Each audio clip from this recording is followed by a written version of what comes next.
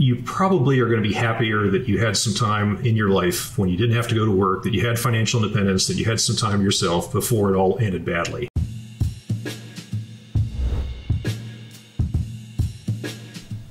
Doug, welcome to the show. Thanks, Rob. I enjoyed listening to your interview, your episode the other day where you talk about how much dough to withdraw in retirement.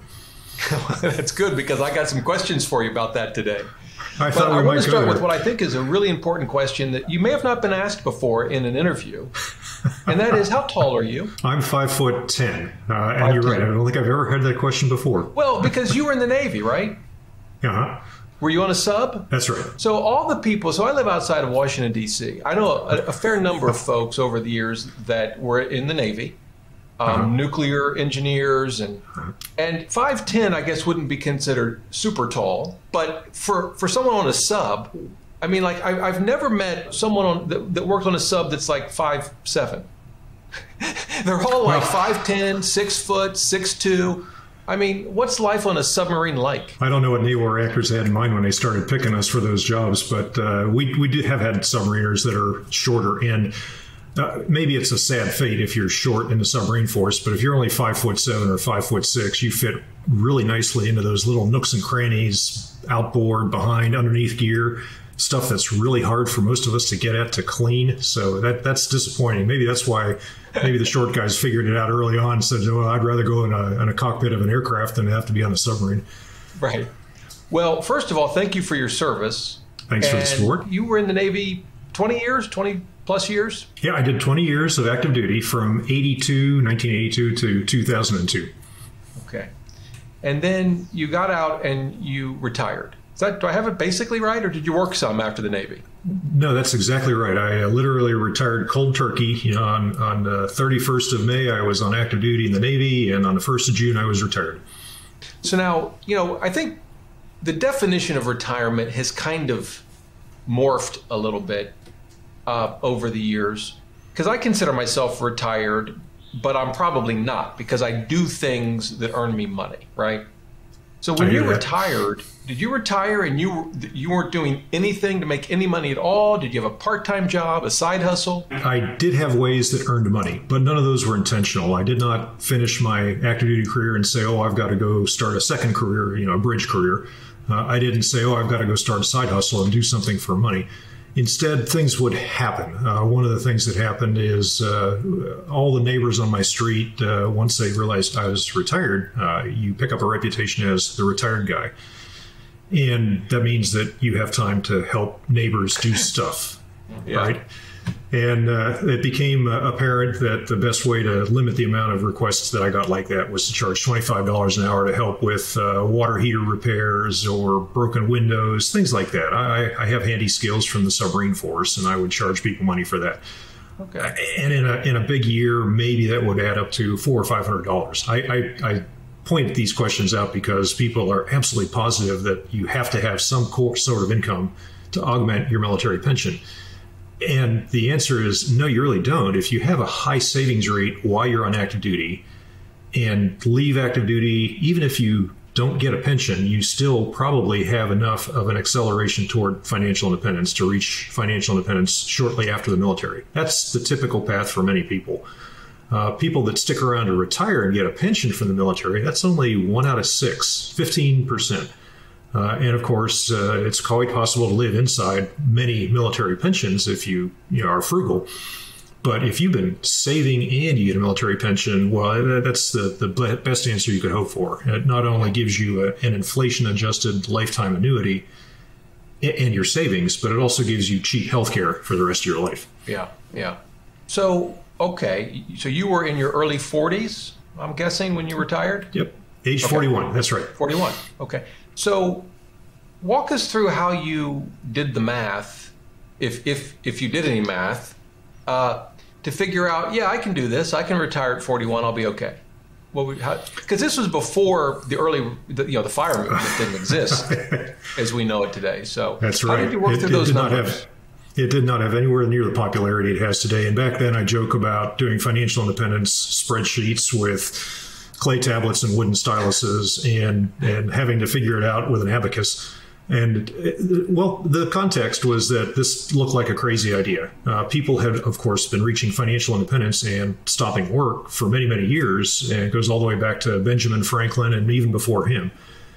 But we didn't have any real good mathematics to convince us that this was the possibilities until 1994, right? Bill Bengen creates his study and he says, okay, maybe 4.5% is the safest maximum you can withdraw. And I was aware of that shortly after we started our family in 1992. I came across Bill Bengen's research in 94. There was also the book Your Money or Your Life with that famous chart that shows your dividend income rising to exceed your expenses. So when The Millionaire Next Door came out in 1996, we were well on our way. We had already started doing the math and said, wow, it looks like when I retire from active duty, if we keep saving the money we have, that will supplement my pension and handle our living expenses, we should be all right. And at that point, the answer that we really had to ourselves was, well, I'll retire and I'll probably go get another job because that's what you're supposed to do in the military. You're supposed to retire and immediately jump into that bridge career, knowing that we have more than enough money for the transition and to find the right job and to figure everything out.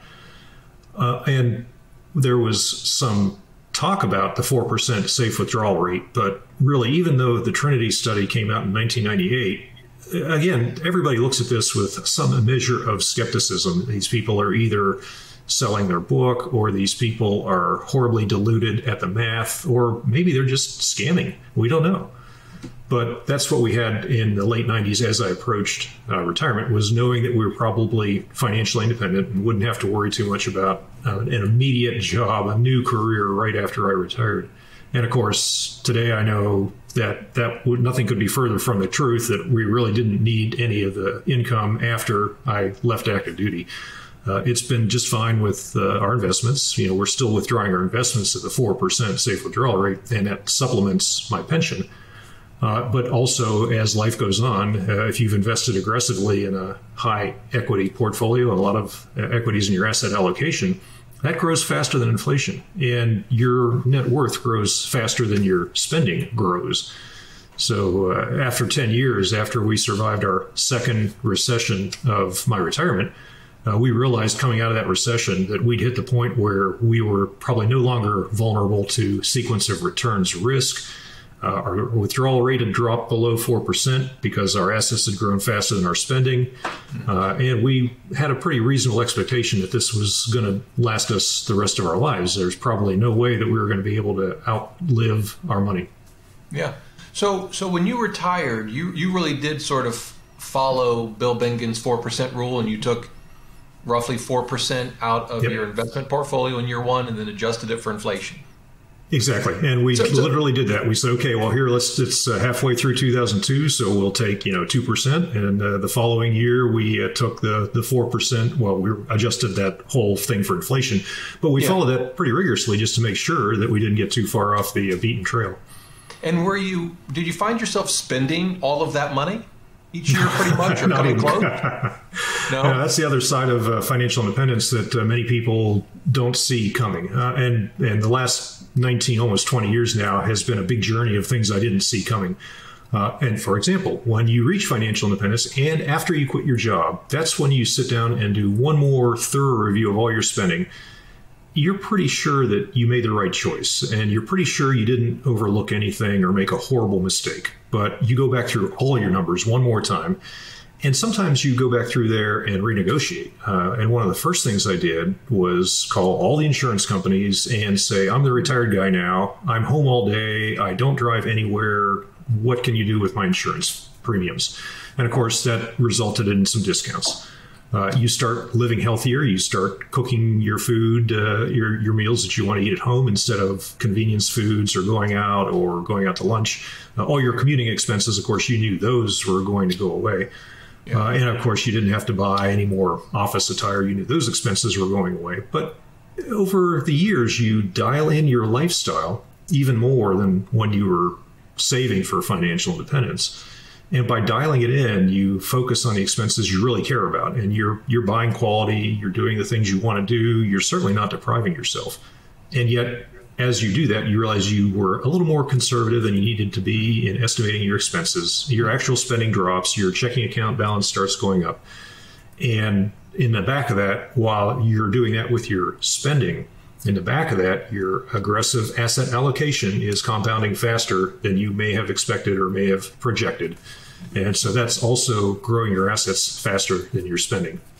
So your checking account, you take your 4% adjusted for inflation each year, at least I think you said for maybe 10 years, then some period of time, eventually, because your assets grew, you ended up taking less than 4%, but you weren't spending it all. So your checking account's getting fatter and fatter. And then did you eventually just put that back into your asset allocation, or do you now have a checking account with $7 million in it?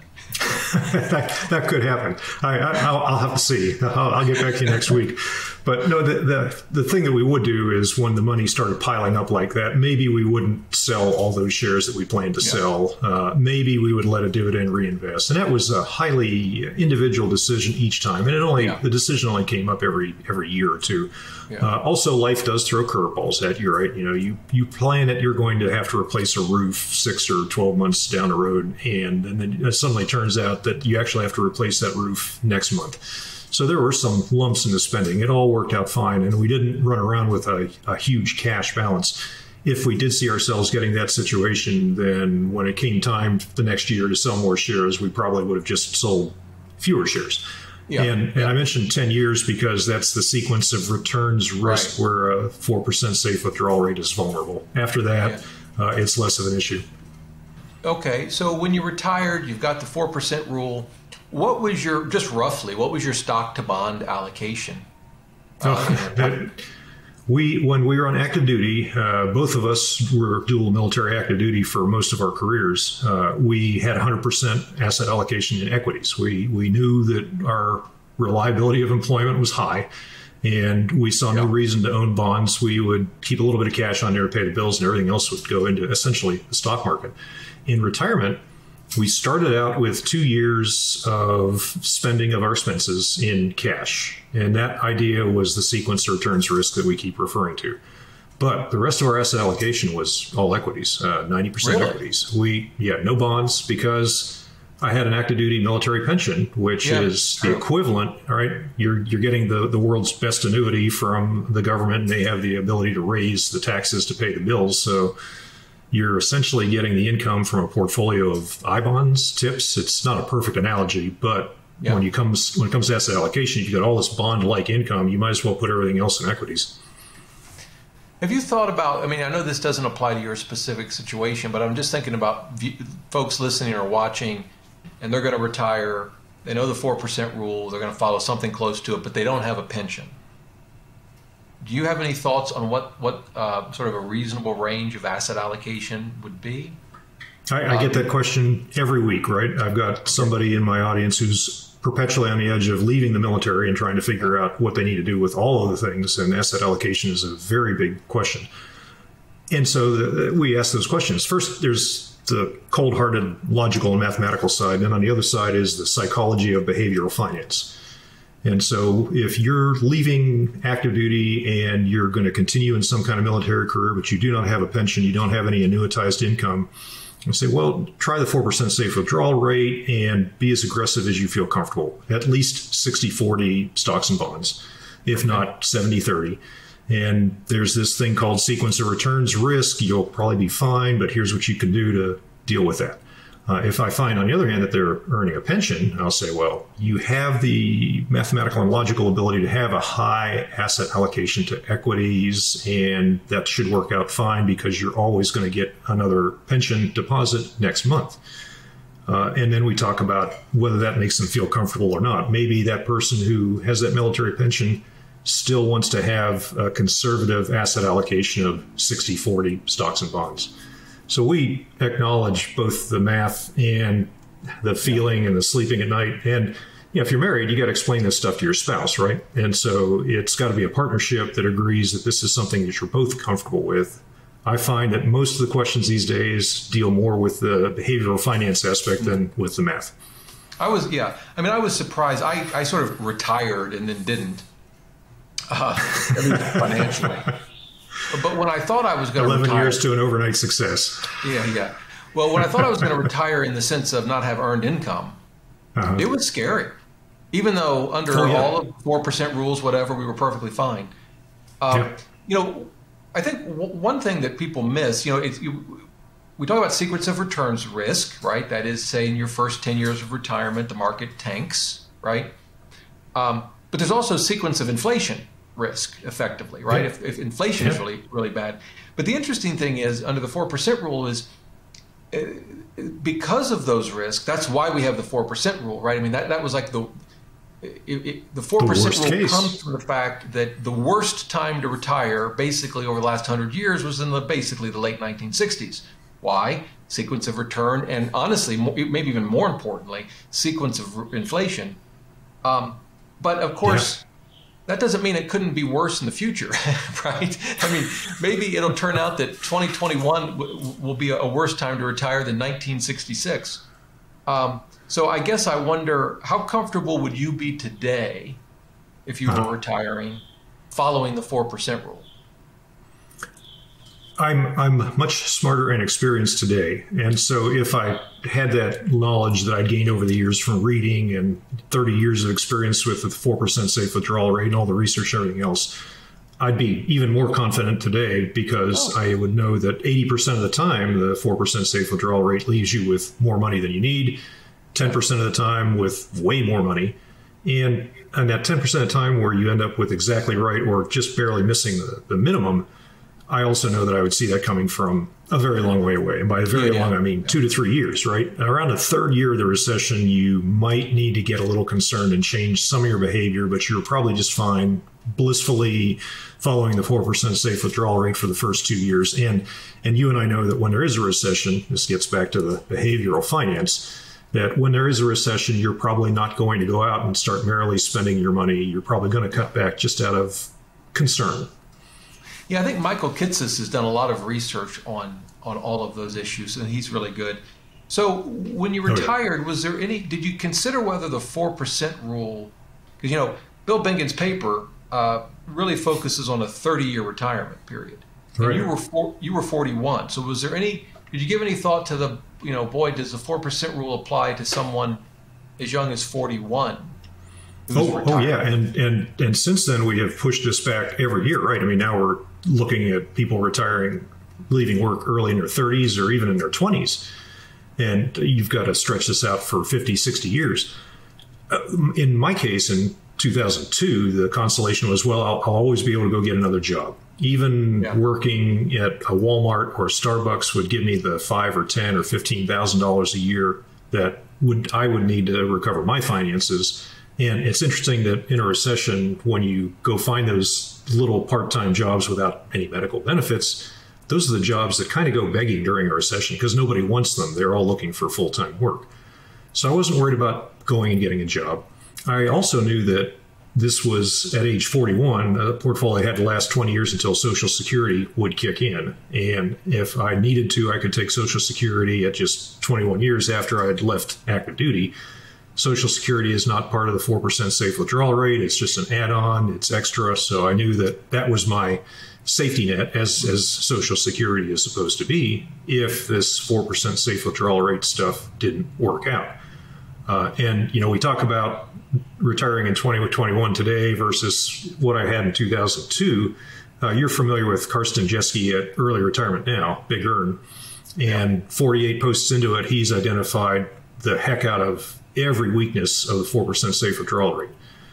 And yet he's been financially independent and retired for 3 years himself. As hard as those posts might try to scare somebody into working for the rest of their lives, it turns out that you're aware of those risks and you understand what needs to be done to counter those risks. And so that actually leaves you with a little more confidence when something bad that happens, that you can go back and read a few posts, look at some history, and figure out if the future does turn out worse, this is how we're going to adjust.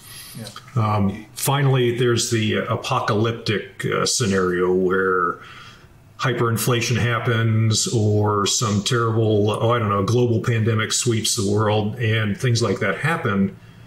At that point, you probably are going to be happier that you had some time in your life when you didn't have to go to work, that you had financial independence, that you had some time yourself before it all ended badly. And so that's, again, I say that's apocalyptic, but that's really the point where you start talking about quality of life and not working out of fear to make sure that you have enough. Yeah. You mentioned that you were, other than 2 years of living expenses, you were 100% stocks. That was your plan when you retired. Are you following that same plan today? Oh, yeah. And if anything, we've gotten more extreme about it. And by extreme, I'll give some examples. In 2002, we got rid of mutual funds that had expense ratios of like 0.9%, 1.4%. Today, we regard those expenses as outrageously high, but in the 90s, that wasn't so bad. And when we got rid of those mutual funds, we purchased exchange-traded funds that had much lower expense ratios. And by much lower, I mean 0.25%, 0.4%. I mean, 25, 40 basis points today, that seems ridiculously high, but in 2002, that was pretty good stuff. And we kept that equity asset allocation up, but it was tilted toward small cap value, for example. Some dividend income, some international income, some small cap value. And over the years, we left it that way. We actually bought some Berkshire Hathaway, the B shares, the smaller valued shares. And in 2008, I got curious about angel investing. And so I peeled off 10% of our asset allocation and still invested in equities, but that it was the equity of startups. And so, if anything, we invested in equities that were even more volatile and more risky than what you would find in the stock market. In 2017, that's when we had another epiphany about our expense ratios. We realized that exchange-traded funds were much more expensive than they needed to be. We actually went for simplicity and have just about finished putting all of our assets into a total stock market index fund. It's the exchange-traded fund version of the Vanguard Total Stock Market Index Fund. The ticker symbol is VTI. VTI, and so we're still greater than 90% equities. Some days it's 98%, some days it's 92%. Just depends on how the money's moving around in our family. And when that happens, it's all VTI now. We had been gradually peeling off the Berkshire Hathaway shares and giving those to charity. And I literally just finished that process yesterday. And we've also been watching angel investments either exit or, as is much more common, go out of business. And so that little section of our asset allocation is, you might say, healing itself or curing itself, but that's drawing down as well. And the reason we're doing this is because I'm in my 60s now, but also we're just seeking simplicity. I trade less every year. I'm much less interested every year in being an active investor in the stock market, and I'm setting things up for mostly autopilot. I take it you're not investing in crypto. I see no reason to. I could, but I feel like that's just one more thing to invest in that would complicate our lives and our tax returns and have to be discussed at various meetups or other places with other people, let alone with my family. And I don't see the value in it. I see that it's a fascinating subject, and I am really interested in the technology behind blockchain, but I don't see the need to invest in crypto. But I never saw the need to invest in other exotic assets either. So in terms of the angel investing, are you done with that, or will you do more of that? Let's just say that it's been a very interesting learning experience for the last 13 years. The first thing I've learned is that 13 years is much closer to the average amount of time it takes for an angel investment to exit. We're all familiar with the 1990s internet era when we thought a startup would exit within 2 or 3 years tops. And it turns out it's much more biased, skewed toward 13, 15 years. I've also learned that it takes a lot of work, a lot of due diligence, a lot of research, a lot of monitoring, and I've been less interested in doing that. But doing angel investing right does require the time and the effort. It's also, oddly enough, a matter of diversification. You have to have enough capital not to just invest in a diversified number of startups. You also have to keep capital ready to put into subsequent rounds of those startups to avoid getting diluted as the startup raises more money. And so today I'm done making new investments in new startups, but I'm still making some pro rata shares of my contribution to the subsequent round of an angel investments, a startup's subsequent round of investments.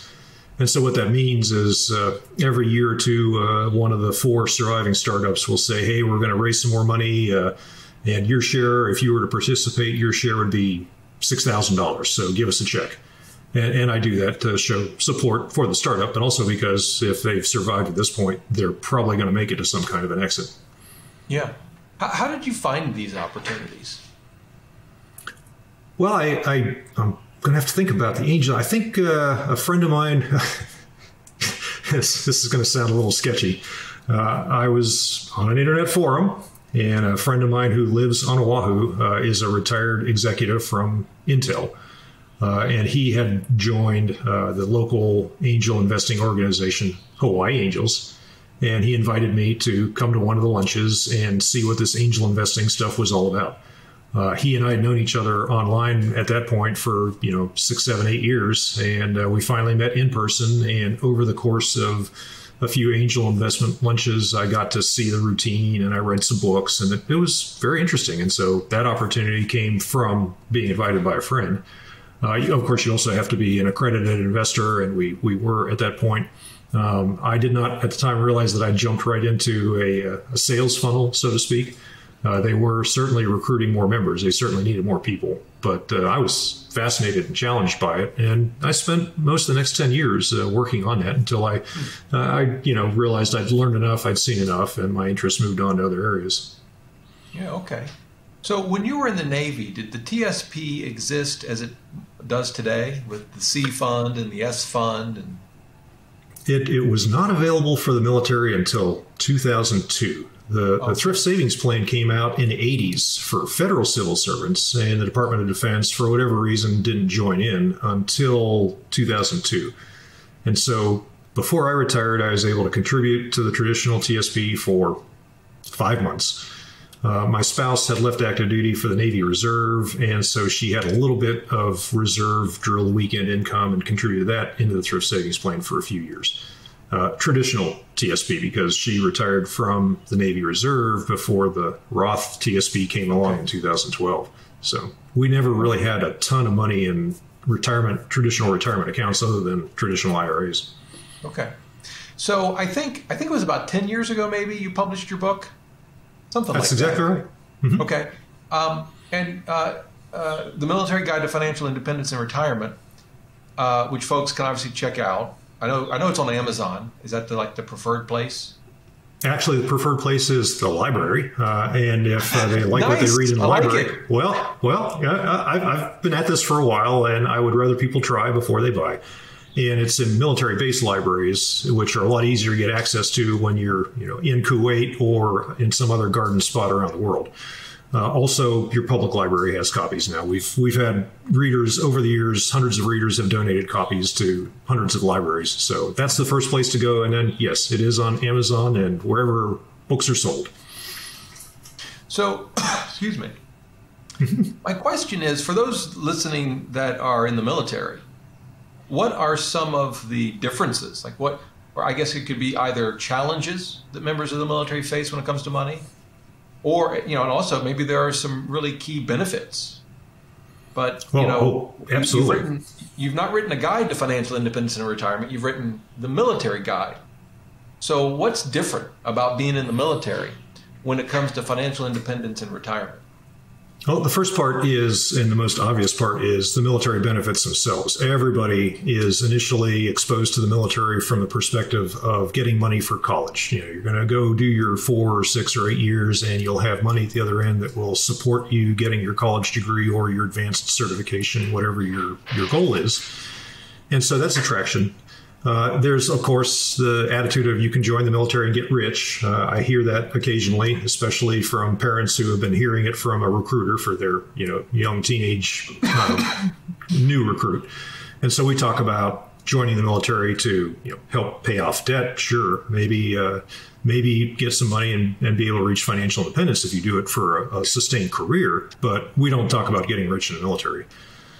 And we also talk about using the benefits that you have after you leave the military. For example, if you are a veteran, you've got some benefits coming to you from the Veterans Administration, not just the GI Bill, but also VA disability compensation. Maybe there's some other benefits in healthcare there. And of course, we have to sort through that. Veterans are also eligible for a better loan, the VA loan. It's actually a loan made by any other lender. It just has the VA's guarantee behind the loan.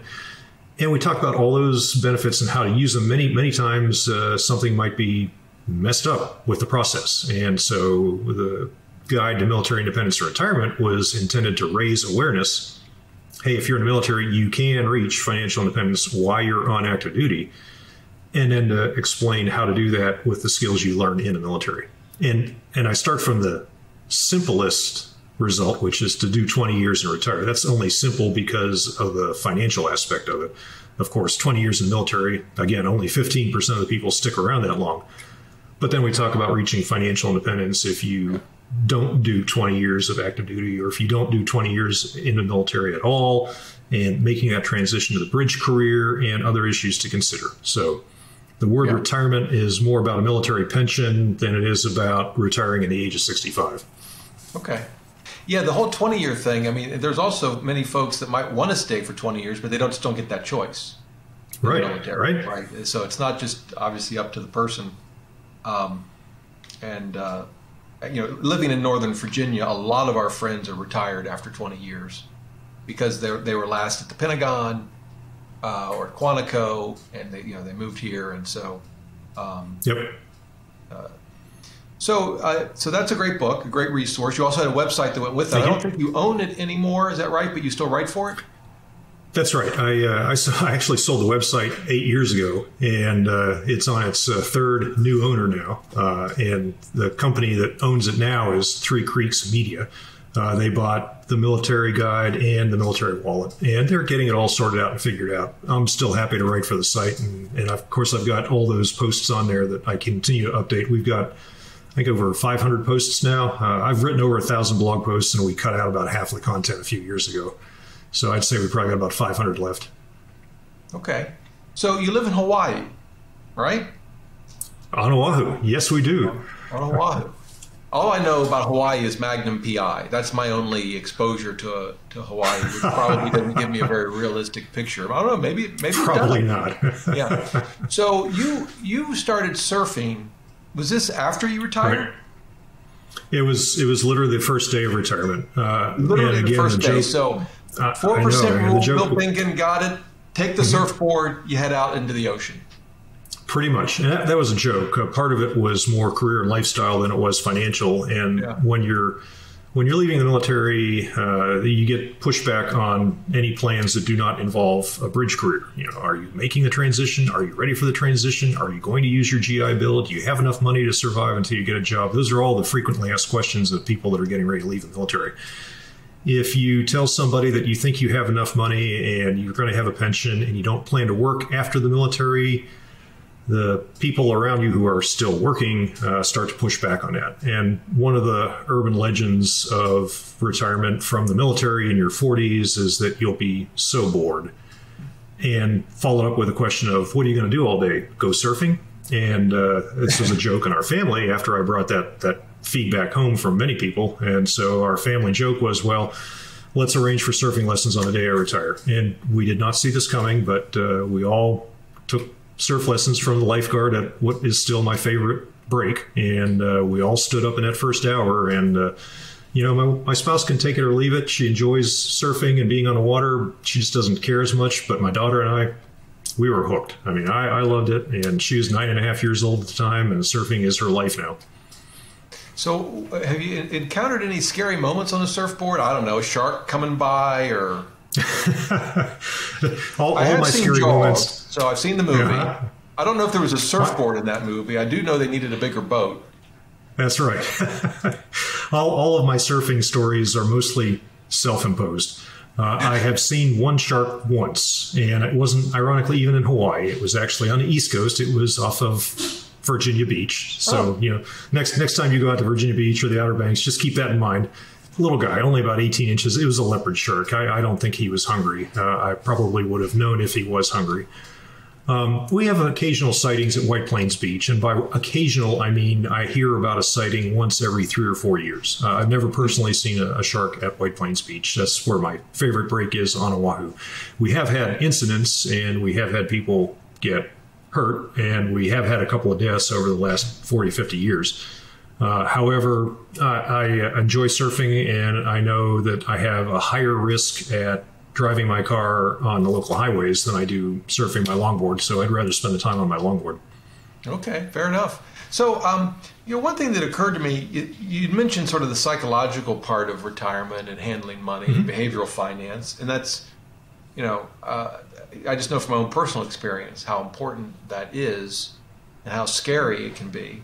Exactly. So you retired, was it 2002? Right in the internet recession. Yeah. So you retire at a point when the market has been crashing for a year or two. You don't know this, but it's going to go down again in 2003.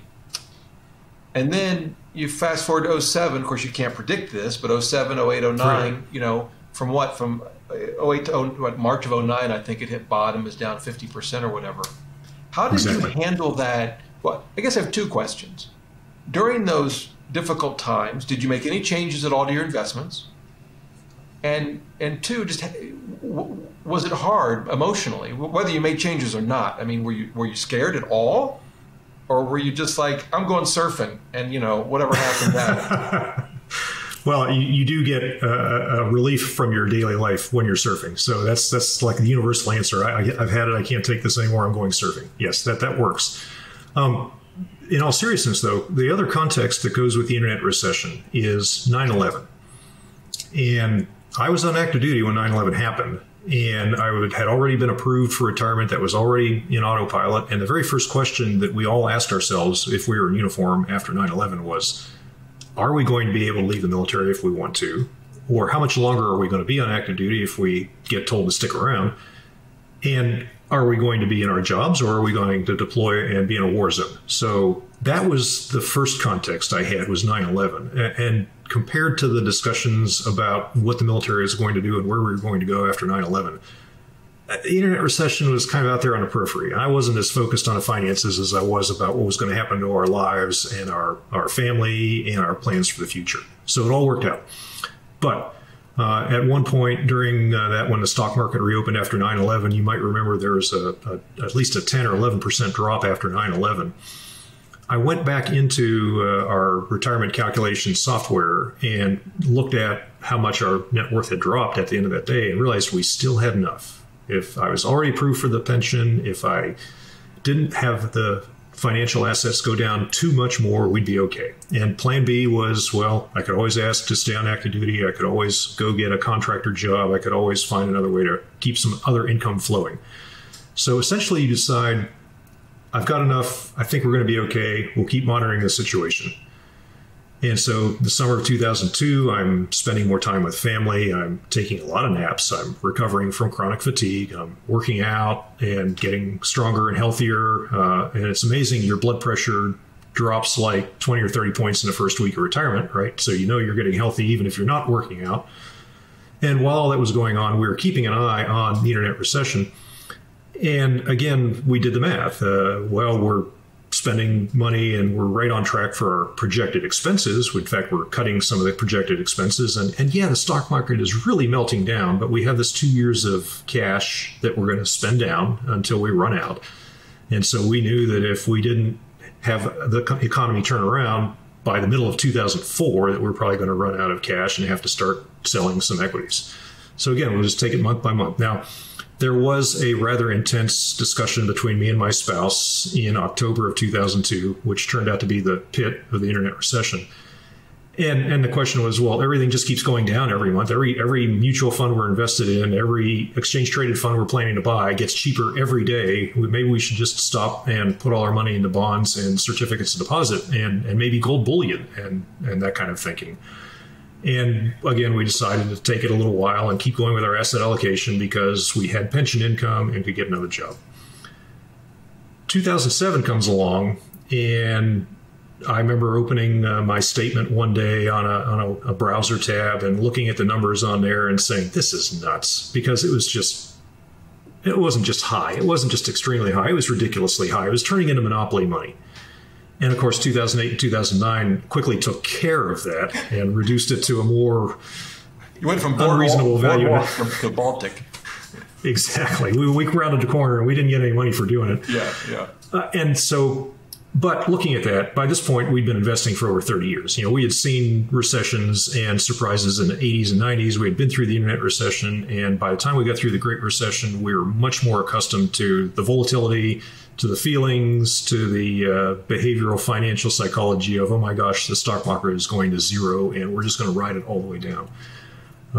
Instead, we did some reasonable moves. For example, tax loss harvesting was something you could do a lot of in 2008, 2009, and so we did. But whenever we had a chance, we did. We were also accustomed to volatility because we knew that every month we'd get another small military pension check that would take care of groceries, utilities, the mortgage. We didn't have to worry about employment, and we could always go out and get a job. One of the big surprises of the last 2 decades, for me anyway, has been that your contact network doesn't go away. It just gets better or wider. You don't get bored, and you still keep getting job offers, even if you're not actively searching for a job. I can only imagine what the offers would have looked like if I had gone out and searched for a job. And that, to me, is a shift in the attitude from scarcity, which everybody lives with as you're saving for financial independence, to abundance. And it takes a while, I think, in financial independence to develop that attitude of abundance, because you're still concerned about surviving the 4% safe withdrawal rate, hyperinflation, global pandemics, whatever the crisis may be. It takes a while to develop that attitude of abundance. When the 2020 drop of the stock market and the following recession occurred, we really didn't even notice. We could see that there was volatility, but it really had no relevance to us because we still had enough. Yeah. We were much more comfortable with what we saw going on. We realized we would get through this, but more importantly, we were spending the time with our granddaughter. And if there's anything to give you a renewed perspective on lifestyle and things are going to turn out all right and it's all going to work out okay, it's being chronically deprived of your sleep with your granddaughter and changing poopy diapers. And at that point, you begin to appreciate that the volatility is probably not as bad as you think it is. And this has happened before, and it will continue to happen, and you'll just get more comfortable with it. And that's still the case today. Yeah, that's great. You made a reference to software. Mm-hmm. And I'm curious today, like what tools, if any, do you use to manage your budget, your investments? Or is it still just all perfect and you just don't bother with the tools and the apps? Ironically, you're familiar. You've been doing this for a while, so you might remember financial engines. Yeah. And in the 1990s, I was one of the fortunate guys that managed to wangle an invitation to be a beta tester of financial engines. And that's what I was using during the internet recession, even as late as the Great Recession, to figure out how we were doing, do the Monte Carlo projections, look at the spending and all the other aspects. So that worked out very well. We'd been Quicken users for a very long time, since the early 90s, and continued up with that through about 2015. In 2015, our daughter had graduated from college, and we were empty nesters, and we were traveling. And it became harder to track your spending, to track your asset, your cash flow, all of that, simply because you're traveling. And when I say traveling, I mean you're in Spain and you have limited bandwidth and you want to log on to a website that is probably going to have fraud detection software that's upset that you're logging into your website from Spain instead of from Hawaii. And so those complicated spending your time on financial management tools. And so we stopped doing it. We stopped tracking our spending so rigorously in Quicken. We stopped looking at the stock market every couple of days just to see what was going on. I realized that knowing the stock market's performance on a daily basis was probably not important anymore. And why had I been tracking the stock market? Well, it was a habit for the last 20 years. And I finally shut off that little feed in my email. And in 2017, we started using Personal Capital, and we've continued with that for today. So most of our financial tracking consists of making sure that I have enough money at the beginning of the month in a checking account to pay the bills that are going to come up during that month. And then looking at things in Personal Capital just to get a feel for how our asset allocation is and how our net worth is doing. And of course, it's volatile. But on the other hand, over the long term, it's still moving up and right on the chart. And so everything's okay. And today, we've been watching this compounding for almost 2 decades since I reached financial independence and retired. Today, our thoughts are shifting toward legacy and philanthropy. And so I'm not spending as much time as I am worrying about the spending or the financial management as I am worrying about how do I give it away in an efficient manner. Yeah. Well, good for you. That's a great story, and I appreciate you. It is a hard change. It is a hard shift to make, but it's worth it. So you mentioned philanthropy, and you're starting to give away some of your, or maybe all of your Berkshire Hathaway stock. But I'm hoping you keep at least one share so that we can meet up at the next Berkshire Hathaway meeting. Have you been to Omaha, or? I mean, I have never been there. I've been tempted, but I've never been there. I stay away from that kind of gigantic, crowded Super Bowl environment. I do have friends who go there, and I love it's seeing so much them. Fun. Exactly. It is a lot of fun. One of my friends is a guy named Prince Dykes, and he's actually active duty Navy. He's getting to retire soon, but he got invited as an independent media rep way back in like 2015 or 16. And by independent media rep, what I mean is he did Berkshire Hathaway with his smartphone and did videos and interviewed people. And I've really enjoyed watching his experience of the annual meeting every year. He keeps getting invited back now because he's doing a great job showing it from the deck plate version, from the rank and file. Yeah. And I think they appreciate that. Well, that's great. Well, Doug, thank you so much for your time today. If folks want to follow your work, should they follow you on social media, a website? Where should they go to kind of follow what you're doing in this space? Well, the archive is on themilitaryguide.com, and it probably will be there for many years. If you want to see what I'm doing day to day, I spend a lot of my time on Facebook and Facebook groups. My Facebook profile is totally public. I want people to understand that there's nothing sneaky or hidden about my life. I live like this because I enjoy it, not because I'm trying to create an Instagram image. I'm also occasionally on Twitter, so you can reach me on Twitter at The Military Guide there, and we can have a conversation. I get plenty of emails. My email address is nords@gmail.com. I put that out because it's an email address that many people have used over the years to contact me with questions that they don't want to ask in a Facebook group. Great. And one last thing before we go. I mentioned your one book, but you recently publish? Yeah, you recently published another book. I had a fantastic co-author. Right? He did the foreword, but my co-author was my daughter Carol. Right. And so that is the one book. We've done the research. As far as I can tell, that is the only book I'm aware of that talks about raising your money-savvy family for financial independence, where the family tells you how they reacted as that child and as the adult looking back on those years. So Carol had a lot of memories, most of them good.